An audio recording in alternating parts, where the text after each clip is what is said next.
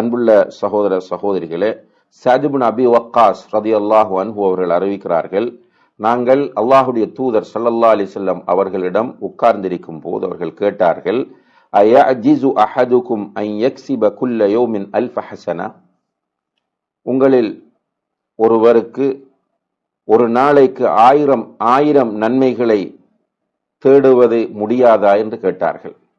உங்களில் ஒவ்வொருவருக்கும் ஒரு நாளைக்கு 1000 நன்மைகளை சம்பாதிக்க தேட முடியாதா என்று கேட்டார்கள். அப்போது அங்கு உட்கார்ந்திருந்த ஒருவர் கேட்கிறார், அல்லாஹுடைய தூதரே, ஒரு நாளைக்கு 1000 நன்மைகளை எப்படி சம்பாதிப்பது? நபி ஸல்லல்லாஹு அலைஹி வஸல்லம் அவர்கள் சொன்னார்கள், யுஸப்பிஹு மிஅத தஸ்பீஹா, 100 தஸ்பீஹுகள் செய்வது, 100 தஸ்பீஹுகள் செய்வது. அவ்வாறு செய்தால் ஃபயுக்தபு லஹு அல்ஃபு ஹஸனா அவ் யுஹத்து அன்ஹு அல்ஃபு ஹதீஆ, 100 தஸ்பீஹ் செய்தால் அவருக்கு 1000 நன்மைகள் எழுதப்படும் அல்லது 1000 பாவங்கள் அளிக்கப்படும் என்று சொன்னார்கள். இந்த ஹதீஸ் முஸ்லிமிலே 2698வது இலக்கத்தில் பதிவு செய்யப்பட்டிருக்கிறது. இப்போ ஒரு நாளைக்கு 100 தஸ்பீஹ் செய்வது, இந்த 100 தஸ்பீஹ் செய்தால் இந்த 100 தஸ்பீஹும் அவருக்கு 1000 நன்மைகளை பெற்றுத்தரும். இது பற்றி இன்னும் ஒரு ஹதீஸை நாம் பார்க்கிற போது அபூ ஹுரைரா ரலியல்லாஹு அன்ஹு அவர்கள் அறிவிக்கிறார்கள், நபி ஸல்லல்லாஹு அலைஹி வஸல்லம் அவர்கள் சொன்னார்கள், மன் قال سبحان الله وبحمده في يوم 100 مرة حطت خطاياه وإن كانت مثل زبد البحر, யார் ஒருவர் ஒரு நாளைக்கு சுப்ஹானல்லாஹி வ பிஹம்திஹி என்று 100 தடவை சொல்கிறாரோ அவருடைய பாவங்கள் கடல் நுரையளவு இருந்தாலும் மன்னிக்கப்படும் என்று சொன்னார்கள். இந்த ஹதீஸ்களில் பொதுவாக வருகிறது, டைம் சொல்லப்படாமல்.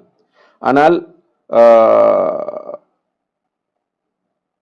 முஸ்லிமிலே பதிவு செய்யப்பட்டிருக்கிற 2692வது இலக்கத்தில் பதிவு செய்யப்பட்டிருக்கிற ஒரு ஹதீஸில் நபி ஸல்லல்லாஹு அலைஹி வஸல்லம் அவர்கள் சொன்னார்கள், மன் قال حين يصبح وحين يمسي, யார் ஒருவர் காலை அடைகிற போதும் மாலை அடைகிற போதும் சுப்ஹானல்லாஹி வ பிஹம்திஹி என்று 100 தடவை சொல்கிறாரோ அவரை விட சிறந்த ஒரு மனிதர் மறுமையிலே வேறு யாரும் வர முடியாது.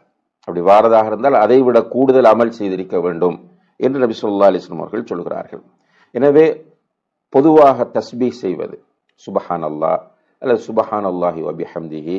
அதே போல் அல்லாஹ்வுடைய தூதர் சொன்னார்கள், 2 வார்த்தைகள் இருக்கின்றன, அந்த 2 வார்த்தைகளும் நாவுக்கு இலகுவானவை, சொல்வதற்கு நாவுக்கு இலகுவானவை.